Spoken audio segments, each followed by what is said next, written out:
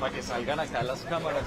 Entonces, si se pueden parar acá, sería.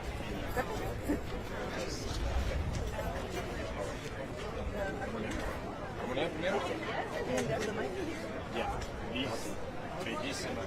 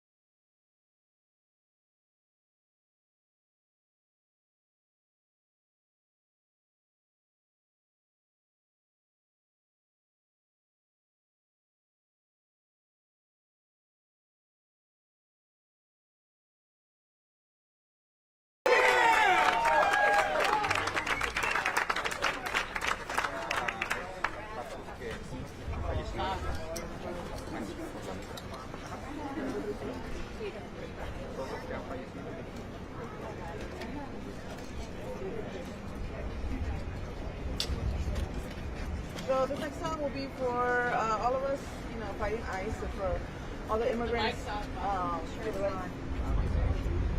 Oh, so this next song is gonna be a song. It's gonna be for all the immigrants and everything. No. Good. A little bit more.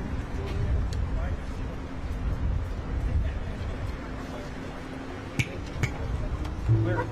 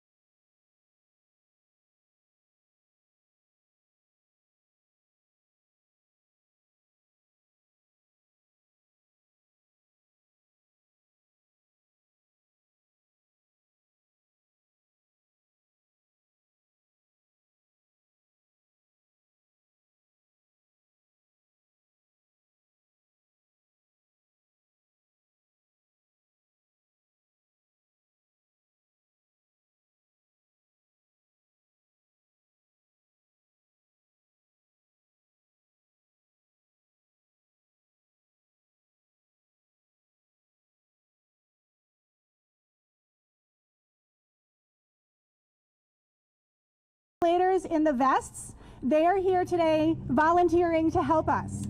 So if they speak something to you, please listen to them, okay? They're here to help us. So can we do that? Can we listen to our volunteers?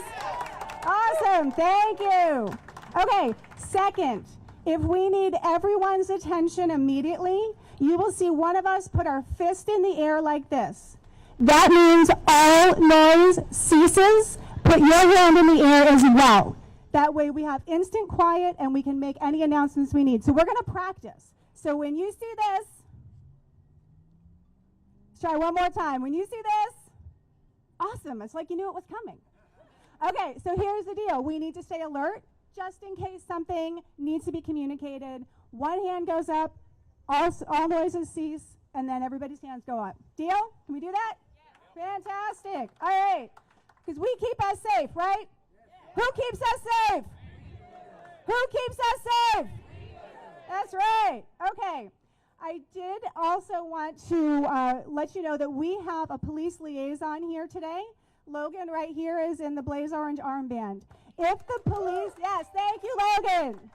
If you have any concerns, if the police have any concerns, Logan is our point of contact, full stop. Okay?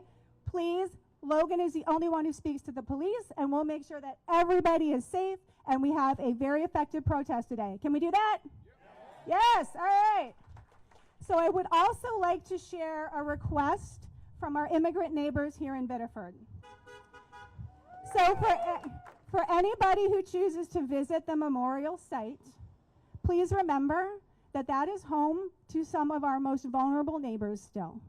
There are families there. If you choose to leave a message on the sidewalk, make sure it's a message you would like your children to see when they step out of their house each day. Make sure it's a message you would want to see on your sidewalk each day. Can we do that for them? Awesome. All right. So before we really get going, I would like to do a land acknowledgement. So this is from the Abbey Museum. We are in the homeland of the Wabanaki, the people of the dawn.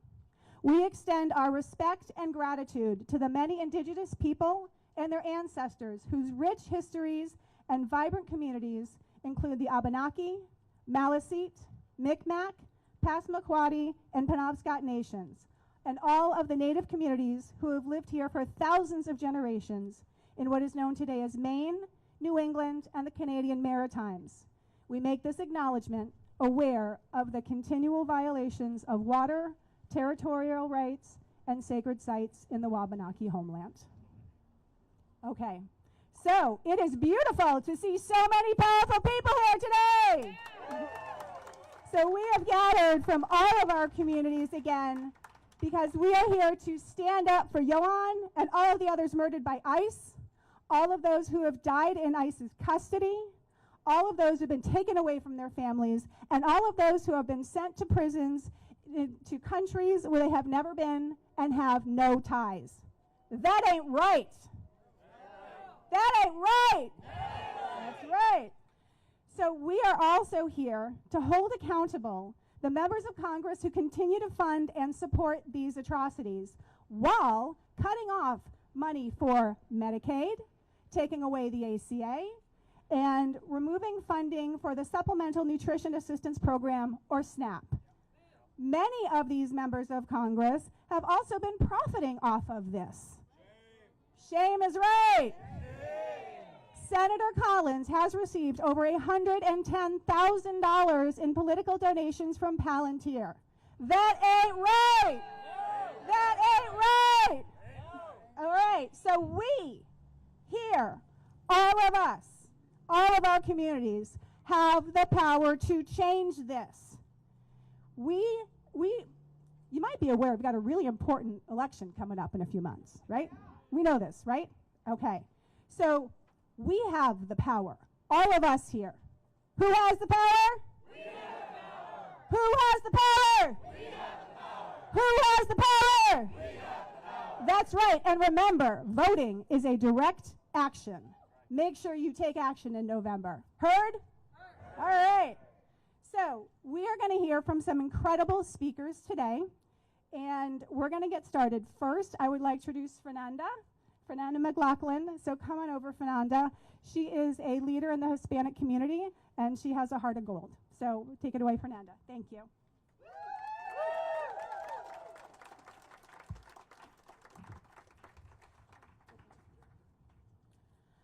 Good afternoon. My name is Fernanda McLaughlin. I am from Colombia, as you can see my flag.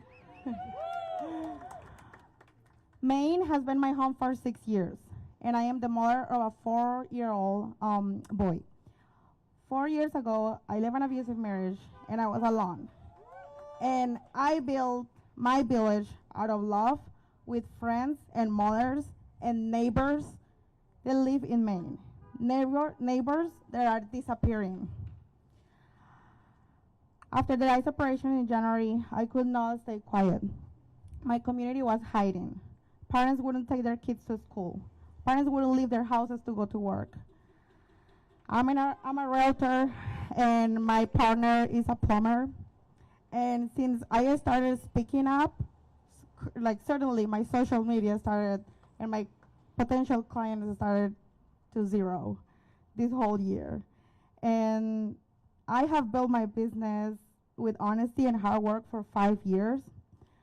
2 months ago, a lady on the street called me and my family disgusting people. Thank God my kid didn't understand that at that moment. On another occasion, a woman said to me, "I don't want you to come to my house."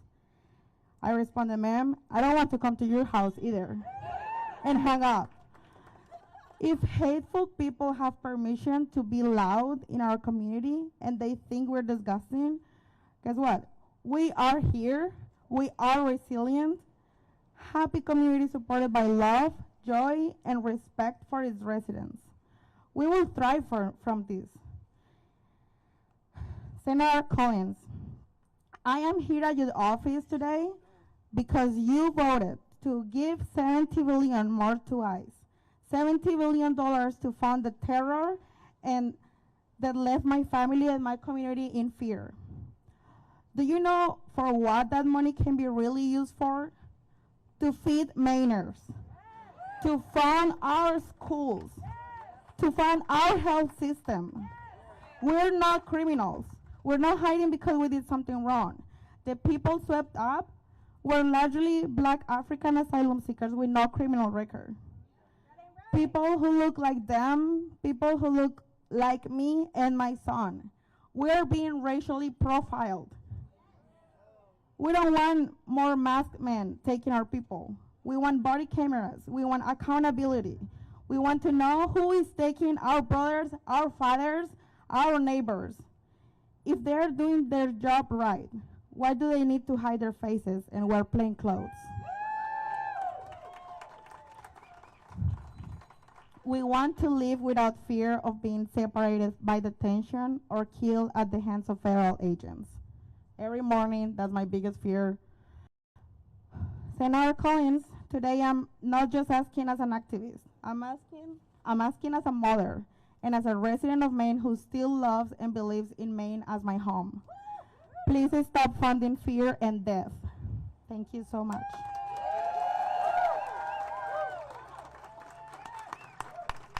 One more time for Fernanda, please.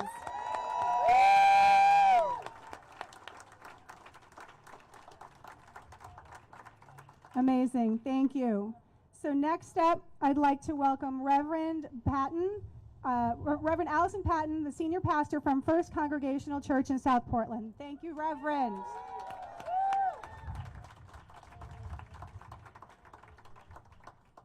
Good morning, neighbors. I am honored to be with you here this morning as one member of our wider multi-faith community. I am honored to stand with you and to declare clearly and unequivocally that all people, all our neighbors, deserve to be treated with care and dignity. I am honored to share this space with so many who choose to show up on behalf of love and justice. Because, friends, we are convinced that we can do better, that we must do better. I am honored to stand with so many of you today, but I am not surprised. I am not surprised that you all have chosen to show up today to remember Johan Sebastian Duran Guerrero and each of the beloved souls who have been shot and killed by ICE agents in recent months. I am not surprised that you are here, because every one of the people whose deaths we lament today belong to a wider community and left their fingerprints on so many hearts. I am not surprised that you are here because, friends, this is what we do. We'll continue to do. Every time one beloved soul is abducted or killed, 100 souls weep. 200 souls show up. 300 folks raise their voices. Raise our voices as one to remind destructive forces and each other that we are all connected.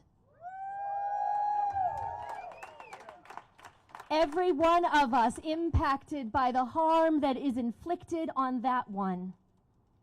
Friends, the fabric of our community is woven of so many threads. Pull on one, and you affect the entire tapestry. Here is what I cherish about that tapestry, the one that weaves us all together. I cherish diverse voices, diverse expressions of faith, a wide and wonderful range of experience. I give thanks for the wisdom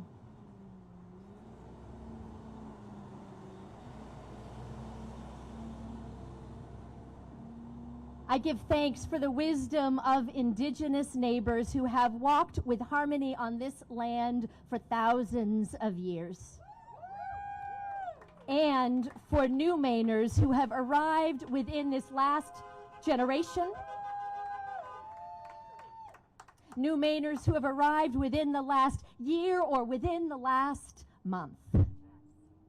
I give thanks for immigrant neighbors who have planted your feet in Maine and contribute to who we are all becoming. I give thanks for generations of Mainers. This, friends, is our community, made stronger by all of those many threads that are woven together.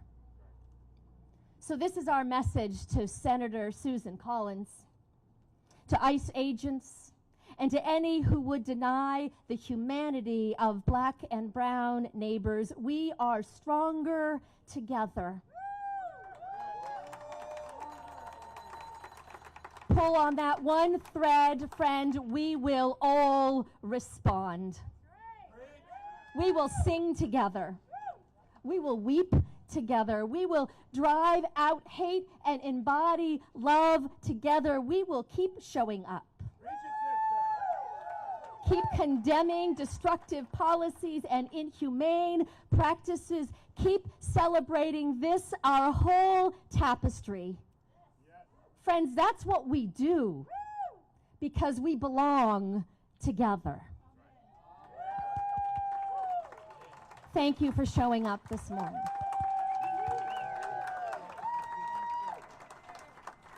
Thank you, Reverend. That was beautiful. Next up, I would like to welcome Senator Henry Ingerson, who represents part of Biddeford. Thank you. Thank you.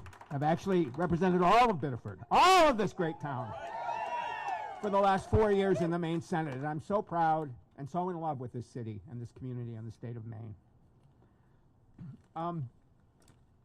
In January this year, Renee Good, Alex Preddy were both killed by federal agents. We know that.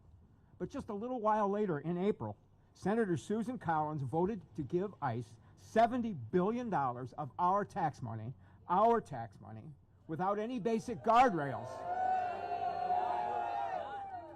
Without any basic guardrails requested by the Democrats who were prepared to vote for that bill.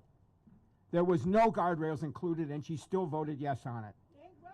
Simple guardrails that exist in nearly every other law enforcement agency across our nation. Requiring body cameras. No, not in the bill. No masks. Collins said no. Name and badge number identification on the part of agents. Collins said no.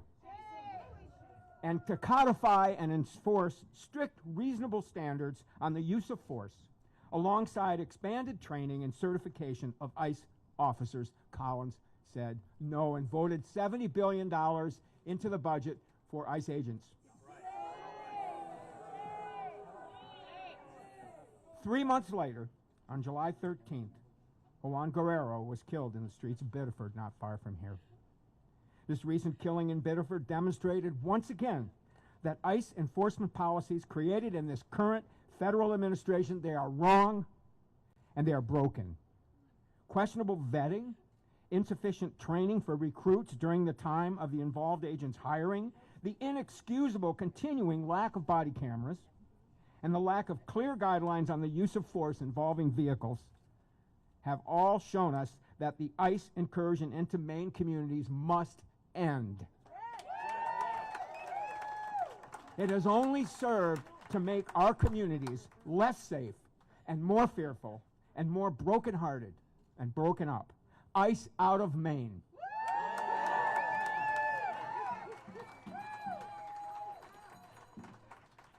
Susan's vote to fund ICE with no strings attached was shameful. And shame. And we, as voters across this city, across this district, and across Maine, need to make this very clear to her when we each cast our vote on November 3rd. We must turn our anger into votes.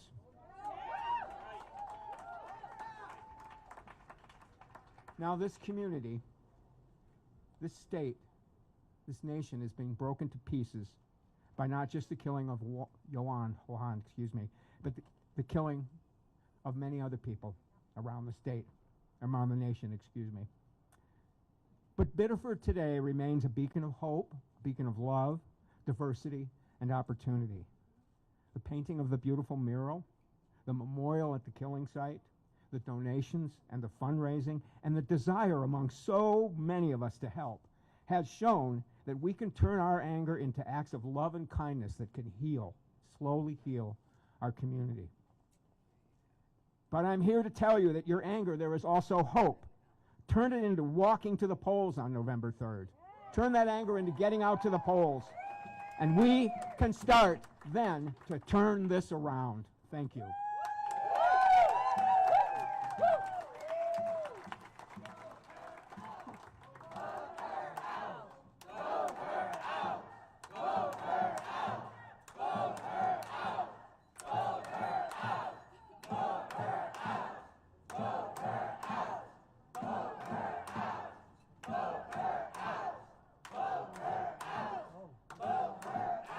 Thank you, everybody. Yes. All right. Thank you, Senator. Appreciate that. Next up to speak is Representative Ellie Sato. She is a first-generation American, and she is a representative from Gorham. Thank you, Ellie.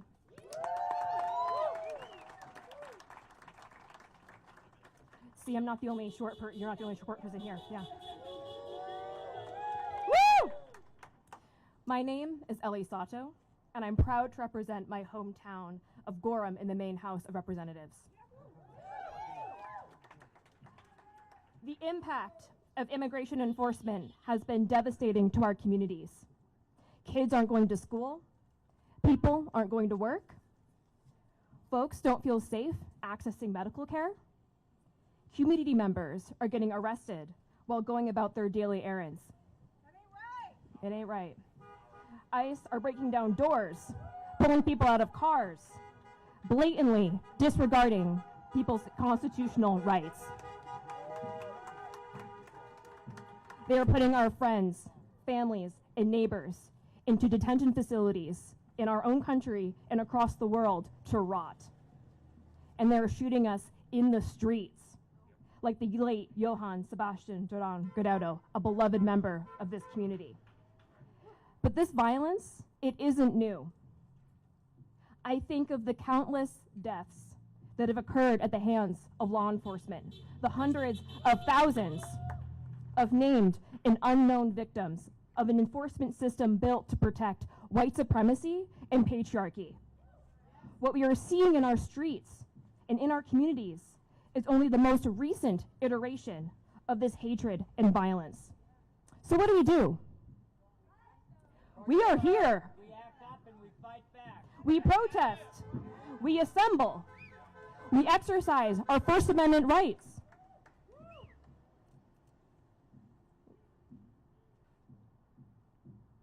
We educate ourselves on the history that isn't written in our American history textbooks. We run for office at all levels of government because, contrary to what the people in power might say, immigration has never been just a federal issue.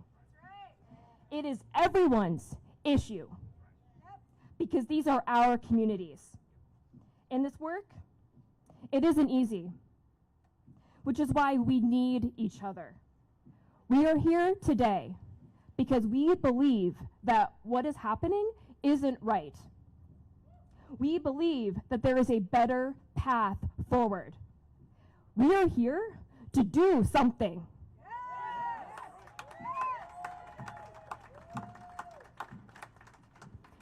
This movement to stand up to injustice was built from the movements that have come before us. Just as civil rights leaders and Americans from every walk of life stood on the bridge in Selma, facing the dogs, fire hoses, and uncertain violence, we stand here because it is the right thing to do for our community. This movement only works when we work together. So continue to protest and speak out. Make sure you vote on November 3rd. Vote early, vote absentee, vote in your homes, drive your neighbors to the polls, vote November 3rd. And last and most importantly, let's get ICE out of Maine. ICE out. Thank you.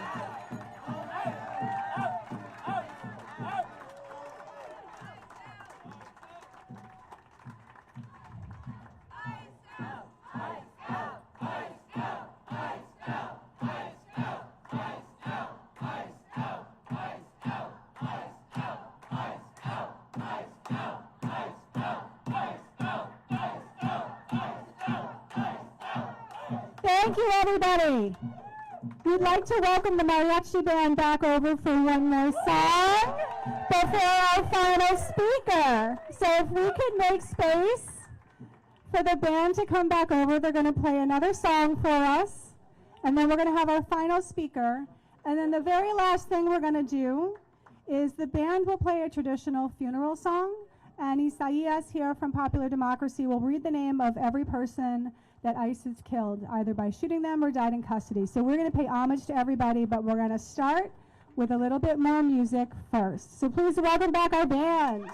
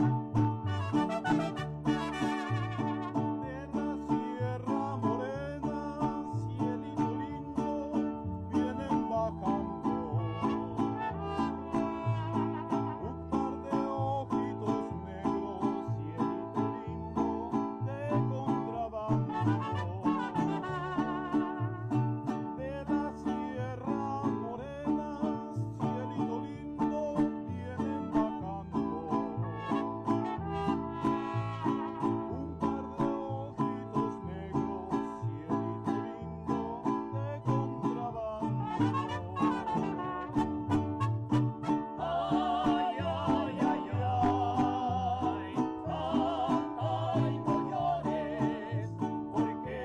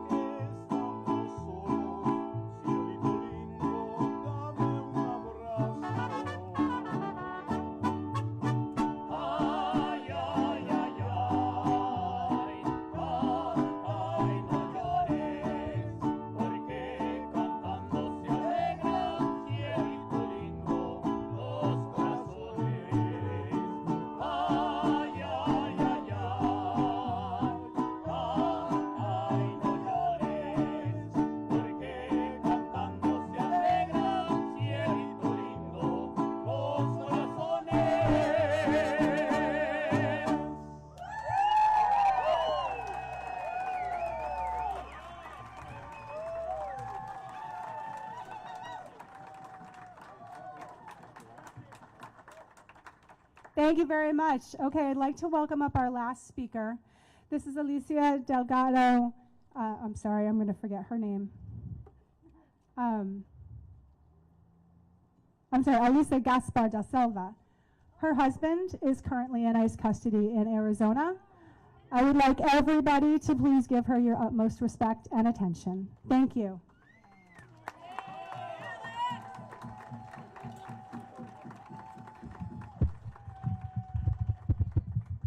Wow.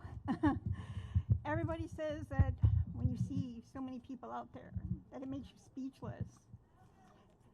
And I'm a low speaker, sorry. So I'm not speechless, I'm overwhelmed. I'm overwhelmed with the pride to knowing that there are people out here. I have decided since January 20th, I was forced into the role of being Marcos's voice. This is my husband. His name is Marcos Gaspar da Silva. A little bit about Marcos is from Brazil. In Brazil, he is a lawyer who mitigated land rights and was fighting against corrupt politicians there. And at that point in time, he sought safety here in New England and later to Maine when he met me. On January 20th, my life turned. I am a DV survivor who had been hidden behind my protection order in order to have a name change and to protect my children. But I could no longer be stuck into the past because lives mattered for the present and for the future. So I stepped out from there and I wrote to Susan Collins. I wrote through her social medias. I called her. And then I sent her an email asking politely, but with emotion, why she could not step up to any family members, why she hasn't talked to people like myself who have been in Maine all my life pretty much.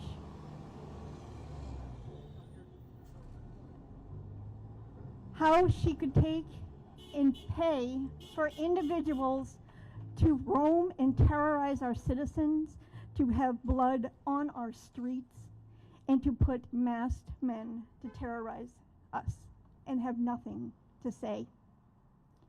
I got no answer. Oh, I'm sorry, I did. I got her slap on her own back, her newsletter sent to me of how great she is doing without answering and without having transparency. So a little bit on Marcos. On January 20th at 7:07, I was on a video call with my husband who was picking up a day worker at the unhoused shelter in Portland because Marcos has his own business. He does contracting. He paid taxes. Upon profiling the gentleman, Danny, who came, he went to pick up. ICE was sitting outside and was not allowed in, so they followed his truck. Some of you may remember seeing the pictures. This was the gray truck with the big red G on the back of it. I was there and heard his interaction with the ICE agents. They did not ask for his ID.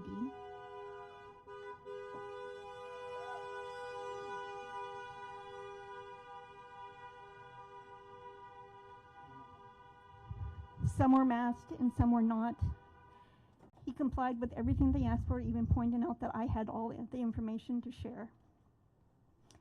And within 5 minutes, my husband was put into cuffs and detained. Marcos had come here in 2021, and he has had a credible fear screening that was found positive by our government. During that time, he did become an arriving alien, and at that point in time, he was going through everything that we were supposed to be doing for him to get his paperwork. When we married, we had the I-130 in. It had been over 20 months of waiting. So on January 20th, when he was taken, I offered any of that. They didn't care. As my husband is pulled out of the truck, knowing this is not good,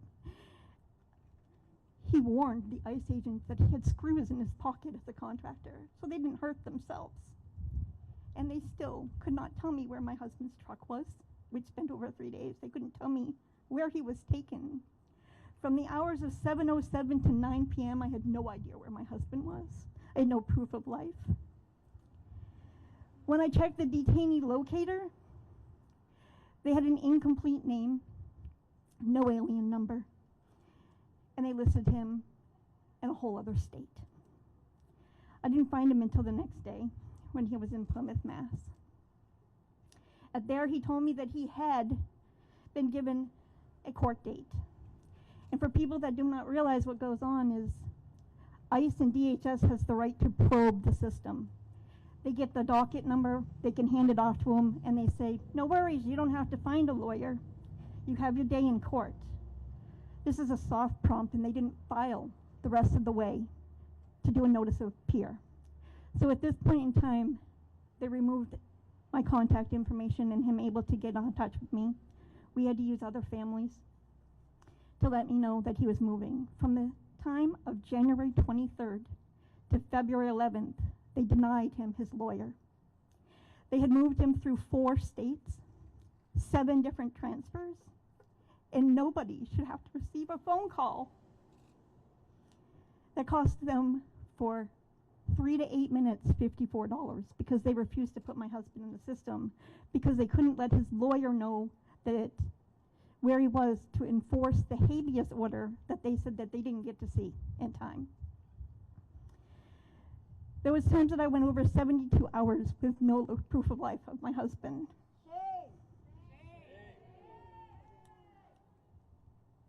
When I did get calls, I heard about how their coercion and their tactics to give them no dignity, no humanity, to be on an airstrip in Louisiana and be pointed out there and says, you don't like the fact that we're giving you dog food consistency, you don't like that you have a change of clothes, don't have a change of clothes, there's your freedom, go back to your own country. This is not right. This is not America. That's not America.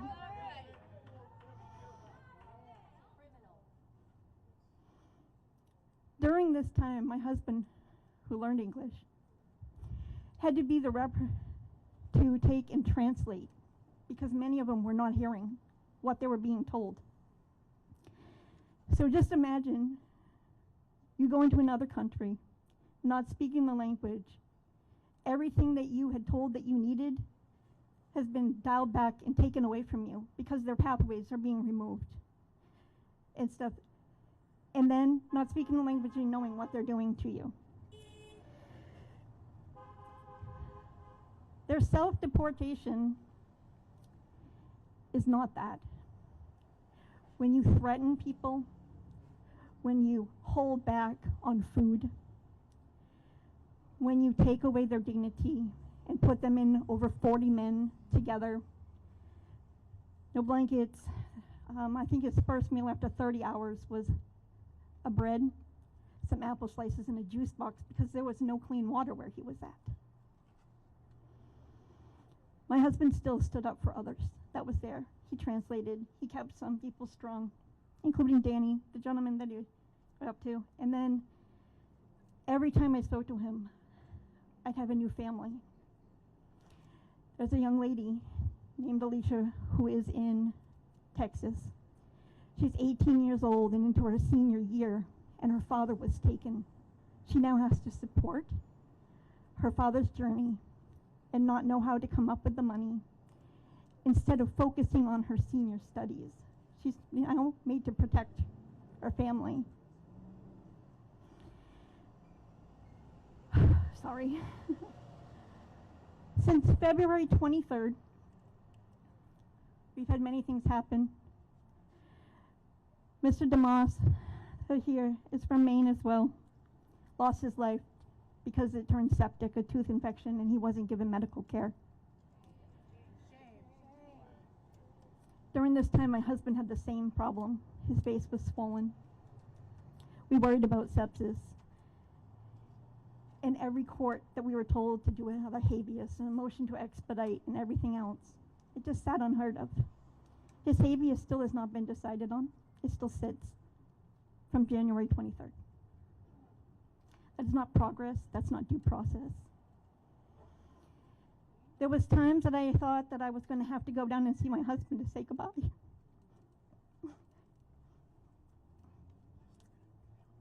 I have 2 special needs boys. And Marcos plays a huge part. He was our first safe person. And to see my 17-year-old lose the one non-abusive man who cares about America, who cares so much. Marcos is not one to be out in the open. He lets his work show his pride. I've been going to court every 2 weeks since February 23rd. We have gone through 4 judges, 5 DHS lawyers. Tomorrow we go back again. This all started because on Marcos's credible fear report, they marked off a box that said, "We didn't give you parole," while at the same time giving him a piece of paper with his picture on it that says, "Here is your parole." So he's caught in limbo, 2 different courts with 2 different rulings. So we had to fight for the fact that he had that. We had to fight that he wasn't able to adjust status. Marcos has not been able to come home. But what you don't see is those people that come home with the habeas orders, they're still in fear. They're still scared. Their families have them back, but there's a whole new thing because they could lose them again. They have no protection if they get picked back up. They still have to go for the removal and have that trial happen. This is wrecking homes. It's wrecking people. I watched Carolina address people in her courage. This astounds me. That she was able to stand after losing her partner, the father of her child, and listening to her child's plea of "Where's Daddy?" That is more strength than anybody should have to do at that young of an age. So I know that the vote is extremely important, and I'm hoping everybody goes out there. But remember, there's people that don't have that right to vote that you do. You need to step up for them. Our voices need to be heard. The hate is loud.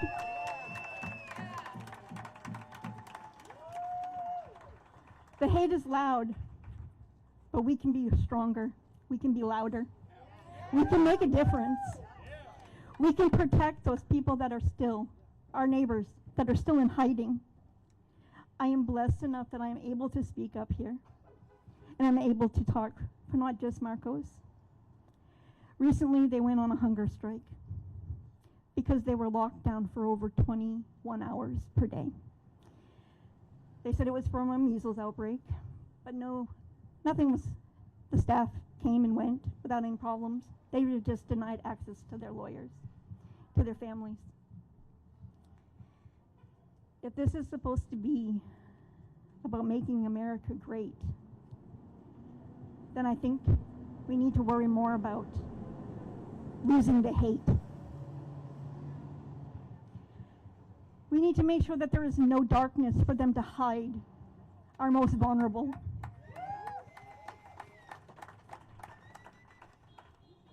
I have talked to probably over 20 families. Some I had to give bad news to. The people who signed the deportation, who gave up, they still were there for 6 weeks. This isn't about sending them back. This is about money. This is about power. And this is about evil. So let's spread light into every dark corner that they try to do. Let's make sure our voices are heard, because it's not just your voice. Be the voice of others. Stand strong, 10 toes down for humanity, for morality. I just want to say thank you all for being here.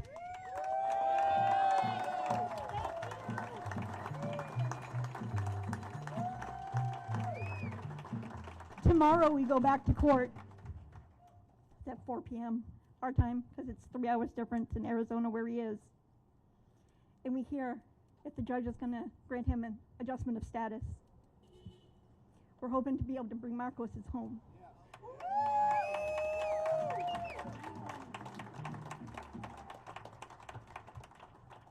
When Marcos was taken, I had made over 300 phone calls. I contacted everybody. Amy here, she's part of our local indivisible, my pastor. There's so many people that stepped up, Pingree office, but Collins has not done anything. She has no accountability, no transparency for the people that are in here being terrorized, for us having to do this, and she has no response. ICE needs to be abolished. They lack training. It has been cut, and we don't need armed people running around with a hate mission in our streets.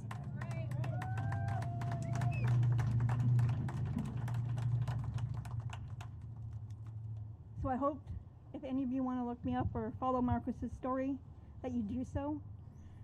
As I said, I'm hoping tomorrow that maybe I'll get the news that I can go get my husband, who took and stayed in 10 days in the same clothing. He was fed maybe every 30 hours.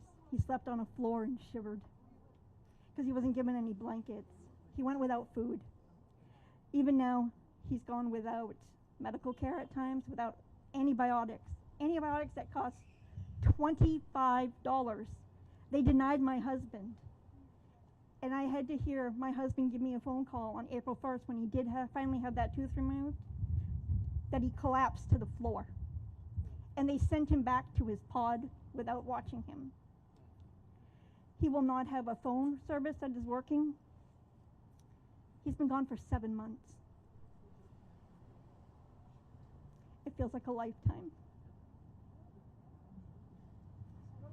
So, I don't know what else to say, but I am so happy to have you all here. This is not my forte. Just thanks.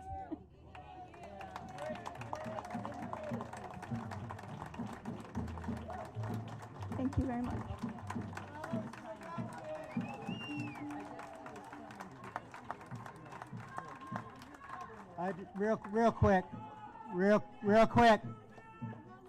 Real quick. My name is Steve McFarland. I am a sponsor of Marcos. Marcos is on a path to citizenship via green card. He needs a sponsor. I gladly stepped up. Marcos is a high-end carpenter. He's worked on million-dollar lakefront homes in the Bridgeton, Naples area. We've got pictures to prove it. Marcos will be fine when he's back home, but the family has been plunged into poverty in the meantime. We ask for a donation if you can. Now, God, I've delivered a few stewardship speeches in my church and a few sermons. I feel like this is another one right now. God loves a cheerful giver. Do not give out of obligation. Do not give out of expectation. Do not give because your neighbor gives. Give from your heart. What the Bible tells you is it will come back to you 100-fold. Malachi 3:10, go look it up, right at the end of the Old Testament. Go ahead, put me to the test. Bring the entire tithe to the storehouse. See if I will not pour down overflowing blessings for you. Shortly thereafter, I don't know my historical timeline, but Jesus came upon the earth. So I was standing in the corner with a GoFundMe. Very easy. I know my demographics. Give 1, give 2, give 5. There are people in this audience that could give 5,000, 10,000. It would not touch your net worth. In fact, your net worth would recover within a month. Give from the heart. I'll be over here. Please come see me. For a donation of $50 or more, you can take the hat right off my head that says, "We the people are pissed off." One last. I'm sorry. I said it was going to be short. Wait. Thank you. You need to listen. You need to listen very carefully because you're going to want to scream negatively, but please don't. I need to thank Donald Trump for two things. Number one, he sure did unearth the racism and bigotry that exists within our communities across this entire country. And number two, he sure did unleash the spirit of America. I just want to say, Susan Collins, you did this. This is your fault.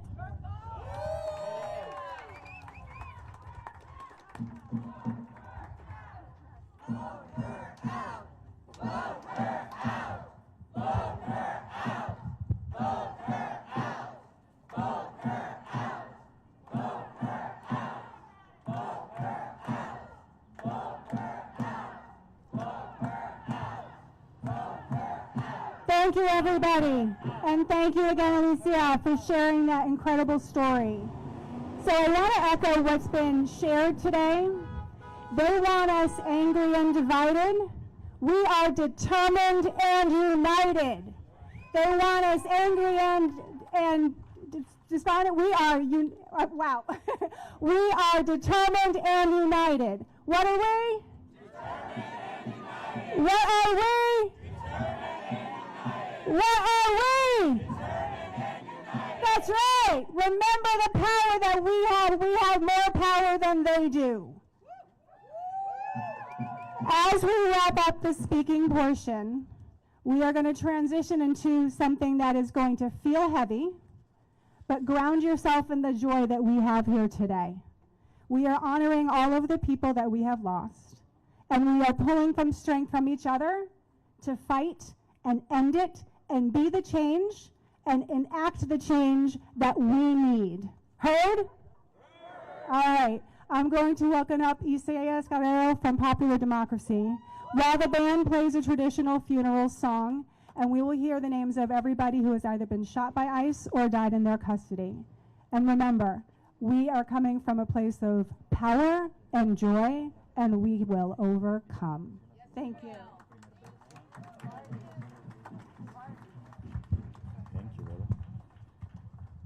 All right, how's everybody doing? Are you feeling the power? The people power? ¿Se puede? Sí se puede. ¿Se puede? Sí se puede. Sí se puede. Sí se puede. That's right. We can, and we will overcome this evil paramilitary force that is creating terror in our communities. Like so many of our speakers have said, this is created by people like Susan Collins. Like the Republican Senate, the Republican House that have actually voted to give $170 billion to ICE and CBP. Shame. And if we ask ourselves, where is that money going? Who is actually being impacted by those funds? Not only Johan Sebastian Guerrero, not only immigrants, but also people in Maine are being impacted by the cuts of Medicare, of ACA, of food stamps. More than 50,000 kids are going to bed hungry because they no longer have food stamps. More than 100,000 families are going to bed hungry because they don't no longer have food stamps. And this is going to continue. We're going to see over 10 million people that are going to lose Medicaid in the next 10 years because of this administration and the big ugly bill. So today, we're here in Maine, but you're not alone. Give yourselves a round of applause because Maine has been holding the ground of the resistance, the nonviolent resistance of power, love, and solidarity. But this week is a week of action. We have actions happening all across the country, in Ohio, in New York, in New Jersey, in Virginia, in Florida, because people are standing in solidarity with you, with Johan, and with everybody else who has been impacted by this administration. So, my name is Isaias Guerrero. I'm a proud immigrant. I'm a proud organizer. And I've been in the movement now since 2007 and organized with powerful undocumented youth when I was young. And we got to pass DACA. which is, you know, it gave about almost 1 million undocumented people the opportunity of working and not being deported. Now we're seeing those benefits being taken away. TPS holders, over 1.3 million TPS holders that came here looking for refuge, just lost it. We have over 500 Haitians that are losing protections and are going to be deported to a country that does not have the infrastructure to welcome them. So today we will continue creating spaces like this of liberation, of power, of love, because our struggle is a manifestation of love. We, at the end of the day, are showing how we love our neighbors, how we love our immigrant brothers and sisters, how we love our LGBT community, how we love everybody who has been told they don't belong. We're saying, we all belong. And we will fight so that everybody has a better life, dignity, and a life where we can all live with fair wages, access to healthcare, access to fair housing, and no fear of the police or ICE. So we're gonna start a tradition that started in Latin America in the 60s when the dictatorships were disappearing people. Families, people in solidarity would gather like we are today, and they would call on the names of those disappeared, and they would say, presente, presente, presente. Say it with me. Presente, presente, presente. So I'm about to read with the help of Mariachi Halcón. Give it up for the mariachis, by the way. They're hot, they're powerful, they're immigrant, and they represent the beauty of our culture, of our people, because through music and culture, we also create resistance. So they're gonna show a song called Amor Eterno, and we're gonna read the names, and we're gonna bring the essence of those that have passed.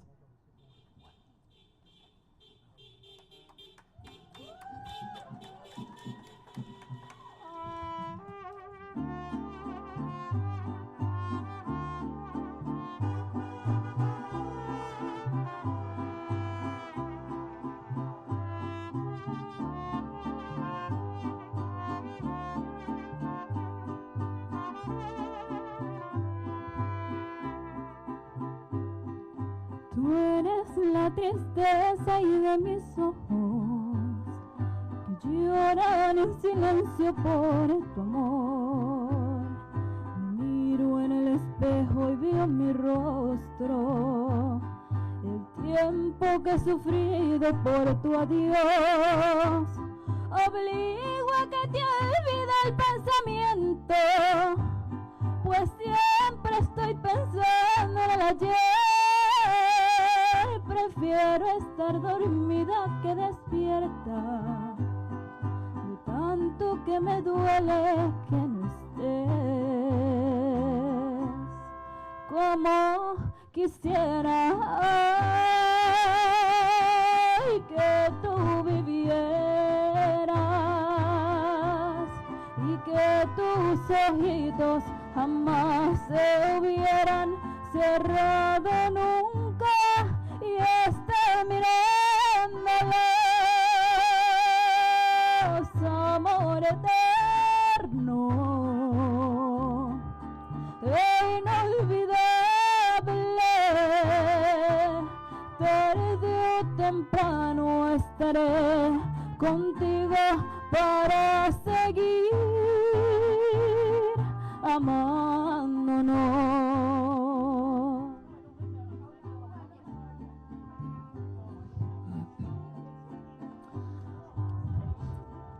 Honduras, January 23rd, Henry Ruiz Guillén. Presente, presente, presente. January 29th, Serawid Hegasen, Ethiopia. Presente, presente, presente. February 20th, 2025, Maxim Cherniak, Ukraine. Presente, presente, presente. February 23rd, 2025, Juan Alexis Dineo, Dominican Republic. Presente, presente, presente. March 15th, 2025, Rubén Raiz Martínez, United States citizen. Presente, presente, presente. April 8th, 2025, Brian Rayo Garzón, Colombia. Presente, presente, presente. April 16, Non Ngoc Nguyen, Vietnam. Presente, presente, presente. Marianne Blaze, Haiti, April 25th. Presente, presente, presente. May 5th, México. Abelardo Avellaneda Delgado. Presente, presente, presente. June 7th, 2025, Jesús Molina Bella, México. Presente, presente, presente. June 23rd, 2025, Johnny Novillo, Canada. Presente, presente, presente. June 26th, 2025, Isidro Pérez, Cuba. Presente, presente, presente. August 19, 2025, Tien Xuan Pham, Vietnam. Presente, presente, presente. September 8, 2025, Oscar Duarte Rascón, México. Presente, presente, presente. Santos Reyes Vanegas, Honduras. Presente, presente, presente. September 22nd, Ismael Ayala Uribe, México. Presente, presente, presente. September 29th, Wabing Xie, China. Presente, presente, presente. December 3rd, Francisco Gaspar Andrés, Guatemala. Presente, presente, presente. December 6th, Shiraz Fatehali Shachwani, Pakistan. Presente, presente, presente. December 11th, 2025, Isaías Sánchez Barbosa, México. Presente, presente, presente. December 14th, 2025, Fawad Said Abdulakir, Eritrea. Presente, presente, presente. December 31st, 2025, Keith Porter Jr., United States citizen. Presente, presente, presente. January 5th, 2026, Luis Gustavo Núñez Cáceres, Honduras. Presente, presente, presente. January 7th, 2026, Renee Nicole Good, United States citizen. Presente, presente, presente. January 14th, Ever Sánchez Domínguez, México. Presente, presente, presente. January 24th, Alex Preddy, United States citizen. Presente, presente, presente. Lord Singh, February 16th, Cambodia. Presente, presente, presente. Alberto Gutiérrez Reyes, México. Presente, presente, presente. March 13, Mohammed Nazir Parkautawal, Afganistán. Presente, presente, presente. April 1st, 2026, Tuan Van Bui, Vietnam. Presente, presente, presente. April 28th, 2026, Benny Adán González, Cuba. Presente, presente, presente. June 4th, 2026, Mamurka Artemaladze, Georgia. Presente, presente, presente. January 19th, Félix Alcorta Rodríguez, México. Presente, presente, presente. July 13, 2026, Jesús Manuel Arena Silva, Venezuela. Presente, presente, presente. July 13, 2026, Johan Sebastian Duran Guerrero, Biddeford, Maine. Presente, presente, presente. Juan Sebastian Duran Guerrero, Biddeford, Maine. Presente, presente, presente. July 22nd, Prisciliano Trejo Ricano, México. Presente, presente, presente. August 1st, 2026, Edwin López Cornejo, El Salvador. Presente, presente, presente. Presentes están y su recuerdo nunca lo olvidaremos. because they're present and their memory will never be forgotten. ¿Quieres hacer tu último coro?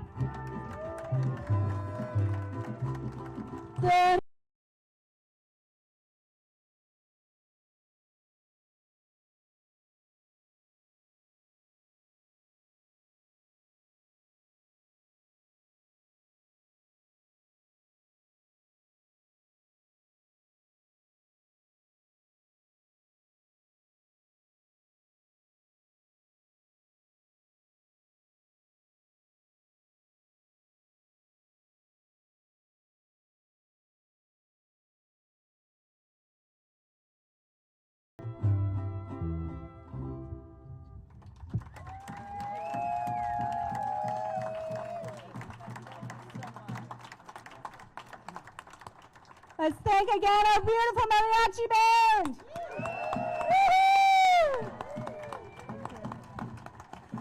And if anybody would love to give them a tip, their Venmo is on their instruments, so please show them our love. All right, everybody. We have certain demands of Senator Collins, am I right? What do we want? Ice out. When do we want it? What do we want? When do we want it? What do we want? When do we want it? What do we want? When do we want it? What do we want? When do we want it? What do we want? When do we want it? They want us angry and divided. We are determined and united. What are we? What are we? What are we? What are we? What are we?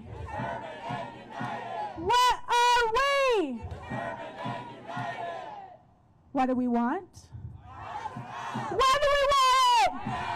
What do we want? When do we want it? What do we want? When do we want it? What do we want? When do we want it? What do we want? When do we want it? Who has the power? Who has the power? We have the power. Who has the power? We have the power. Who has the power? We have the power. Who has the power? We have the power. Who has the power? We have the power. What's happening in November, people?